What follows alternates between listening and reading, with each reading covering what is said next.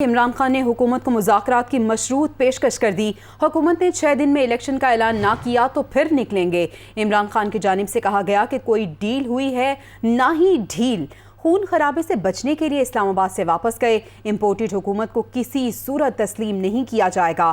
عمران خان کا کہنا تھا کہ ایسی حکومت ہرگز قبول نہیں کریں گے جو باہر سے ڈکٹیشن لیتی ہو۔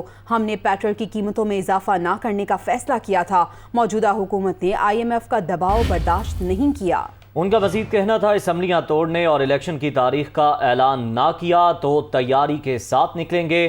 ان کی غلط فہمی ہے کہ ہم حکومت کو تسلیم کر لیں گے۔ چیف جسٹس سے پوچھا کیا پرامن احتجاج ہمارا حق نہیں ہے؟ موجودہ حکومت نے IMF کا دباؤ برداشت نہیں کیا، یہ کہنا تھا عمران خان کا۔ چیئرمین تحریک انصاف عمران خان نے حکومت کو مذاکرات کی مشروط پیشکش کر دی۔ ان کا مزید کیا کہنا تھا آپ کو سنواتے ہیں۔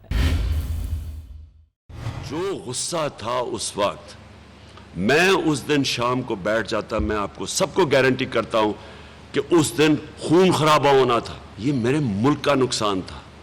اس کو کوئی یہ نہ سمجھے کہ کوئی ہماری یہ کمزوری تھی، اور یہ بھی کوئی نہ سمجھے کوئی ڈیل ہوئی۔ یہ بھی جی میں باتیں سن رہا ہوں کہ جی کوئی اسٹیبلشمنٹ سے ڈیل ہوئی ہے، میری کوئی کسی سے ڈیل نہیں ہوئی۔ اگر کسی کا خیال ہے اس امپورٹڈ حکومت کو تسلیم کر لیں گے، کسی کوئی غلط فہمی میں نہ رہے۔ میں آج یہ واضح کر دوں کہ ہم 6 دن دے رہے ہیں، یہ ڈیٹ اناؤنس کریں گے الیکشن کی۔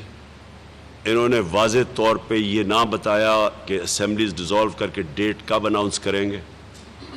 یہ میں اب پھر سے نکلوں گا اور میں آپ کو واضح کر دوں کہ اب ہم نکلیں گے تیاری کر کے۔ جب خاص طور پہ جب سپریم کورٹ کا ایک آرڈر چلا، جب ہم نے تو سوشل میڈیا کے اوپر ہی دیکھا، ہم سب کو یہ لگ گیا کہ اب راستے کھل جائیں گے اور اب کوئی مسئلہ پولیس کا نہیں ہوگا۔